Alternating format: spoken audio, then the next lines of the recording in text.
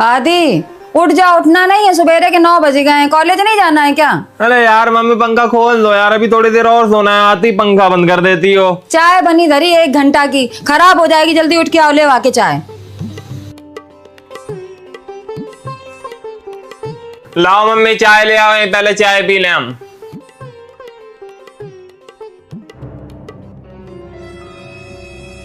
यार मम्मी बर्तन तो ढंग से धुला करो, पूरी गिलास में आटा सना हुआ है। अब पी लो चुप्पे से, रोटी बनाया तो वही हाथ से ले आएगी लसिया। पापा सही कहते हैं कि तुम्हारी मम्मी फुहड़ की फुहड़ ही रहेंगी। कोई बात नहीं, हम बेटा फुहड़ से और फुहड़ ही बने रहेंगे। तुम अपने लिए पढ़ी लिखी ले आना। लाओ कपड़ा धोने जा रहा है, दे दो। वही बगस में पड़े हैं, धुल लेना। और हाँ, इस बार जेब चेक कर लेना, कल पापा की सारी पर्चियां गीली कर दी थी। मम्मी ये शर्ट नहीं धोई थी क्या? धोई तो थी। तो कॉलर हाथ से रगड़ के धुल दिया करो, कितना गंदा रखा हुआ है कॉलर। पता नहीं किस चीज की जल्दी रहती है तुम्हें। साफ तो है, कहाँ गंदी है। तुम रहने दो, तुम्हें नहीं दिखाई पड़ेगा। हाँ, दलिया खा लिया करो बना के, मूंग की दाल खा लिया करो। हाँ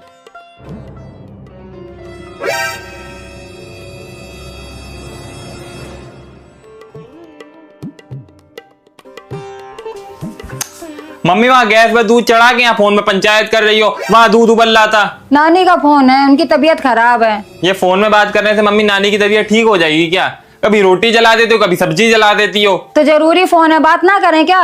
पहले काम जरूरी होता है, फोन तो 24 घंटे आते रहते हैं तुम्हारे, कभी मौसी के, कभी नानी के, कभी मामा के। वैसे भी उन लोगों पे कोई काम धाम तो है नहीं। अच्छा ज्यादा जवान ना लड़ाओ, खाना खाना तो बताओ, परस दें। क्या बना है? तहरी बनी आलू मटर डाल के।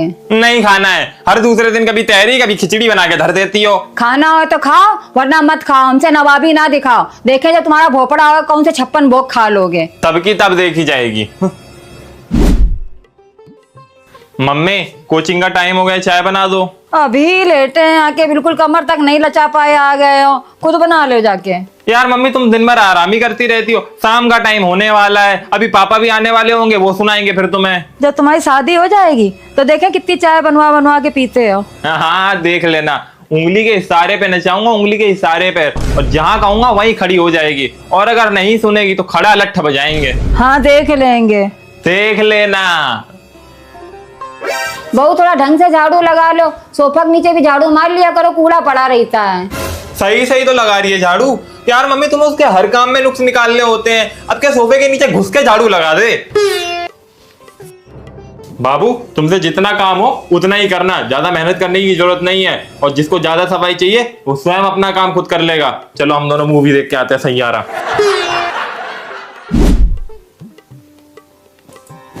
बहू थोड़ा ध्यान से कपड़ा धो लिया करो, देखो कॉलर में कितना मैल लगा है। कितना और अच्छे से धुले मम्मी है, तुमने अभी उससे कुंटल भर कपड़े धुलवा लिए, अभी उसके हाथ की मेहंदी तक नहीं छूटी है, लेकिन तुम पूरे घर का मैल छुटवाने के पीछे पड़ी हो।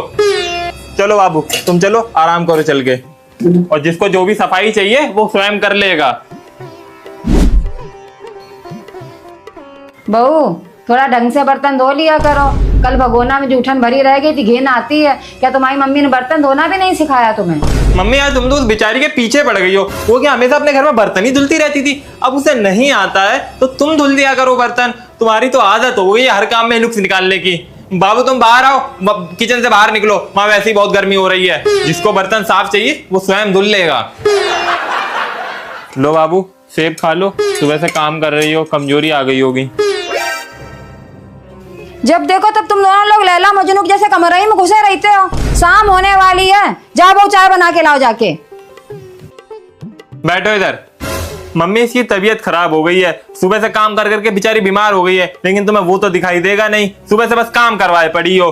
तुम ही बना लो जाके चाय। और ये घूंघट क्यों डाल रखा है? 24 घंटे बस घूंघट ओढ़ी रहती हो, खोलो इसे। कौन देख रहा है तुम्हें यहाँ? किसी से डरने की जरूरत नहीं है तुम्हें। अरे सूट पहनो, मैक्सी पहनो, आज का आधुनिक जमाना है, देखो दूसरे के घर की बहू बेटी क्या क्या पहनती रहती है। बस एक हमारे ही घर में परंपरा, प्रतिष्ठा, अनुशासन है। हमने कौन सा मना करा है? हमारी तरफ से तो तुमने कुछ भी ना पहना हो, 24 घंटा अपने मैके में फोन में जुटी रहती, तब नहीं बीमार पड़ती हैं। हाँ हाँ तो अपनी मम्मी से बात करती है, अब क्या तुम उसे अपनी मम्मी से भी बात करने नहीं दोगी? हम भी तो अपनी मम्मी से बात करते थे, तब तुम्हारे बड़े चुन्ना काटते थे हैं, और तुम तो इसकी उंगलियों के सारे बना रहे हो। ये तो तुम्हें सीधी सादी बहू मिल गई है गऊ की तरह, इसलिए भाव खा रही हो। हाँ और तुम भी बहुत सीधे साधे हो। चुप मेरिया गुलाम कहीं का, पहले क्या कहता था, मम्मी मेरी शादी होने तो मैं उसको अपनी उंगलियों पे नचाऊंगा, अब खुद नाच रहा है इसकी उंगली पे। हमसे क्या कहता था, मम्मी देखो ये छेल्त का कॉलर छाप नहीं धुल पाती हो, अब मेरी आई तो वो बेचारी हो गई है।